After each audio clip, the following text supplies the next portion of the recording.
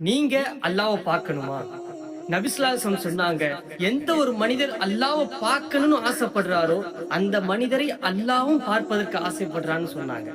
யோசிச்சு பாருங்களேன், நம்மள அல்லாஹ்வே பார்க்கணும்னு ஆசைப்படுறான் அப்படின்னா, நாம எப்பேர்ப்பட்டவங்களா இருக்கணும்? நமக்கு முன்னாடி வாழ்ந்தவங்களும் அல்லாஹ்வ பார்க்கணும்னு ஆசைப்பட்டாங்க. அல்லாஹ்வுக்காக வேண்டி தன்னுடைய வாழ்க்கைய வாழ்ந்தாங்க. அல்லாஹ்வுக்காக வேண்டி தன்னுடைய உயிரையும் விட்டாங்க சஹாபாக்கள். நபி ஸல்லல்லாஹு அலைஹி வஸல்லம் சொல்லுவாங்க, இந்த உலகத்துல அதிகம் கஷ்டப்பட்டவங்க, சோதிக்கப்பட்டவர்கள் நபிமார்கள். அதற்கடுத்து நல்லவர்கள் நபி ஸல்லல்லாஹு அலைஹி வஸல்லம் சொல்லுவாங்க. நமக்கு இந்த இடத்துல ஒரு சந்தேகம் வரலாம். ஏன் நல்லவங்களை அல்லாஹ் இவ்வளவு சோதிக்கிறான்? நல்லவங்களை ஏன் அல்லாஹ் இவ்வளவு கஷ்டப்படுத்துறான்ட்டு? அதற்கும் நபி ஸல்லல்லாஹு அலைஹி வஸல்லம் பதில் சொன்னாங்க. எந்த ஒரு மனிதரை அல்லாஹ் பிரியப்படுறானோ, ஆசைப்படுறானோ, அவரை முதல்ல அல்லாஹ் சோதிச்சு பார்ப்பான்னு சொன்னாங்க. காரணம், அவருடைய அந்தஸ்தை, அவருடைய தரத்தை உயர்த்த வேண்டுங்கிற ஒரே நோக்கத்துக்காக தான் அல்லாஹ் அப்படி சோதிச்சு பார்ப்பான் என்று நபி ஸல்லல்லாஹு அலைஹி வஸல்லம் சொல்லுவாங்க. அதனால் நாமும் அல்லாஹ்வை பார்க்கணும்னு ஆசைப்படுவோம். நிச்சயம் நானும் நீங்களும் அல்லாஹ்வை பார்த்தே தீருவோம்.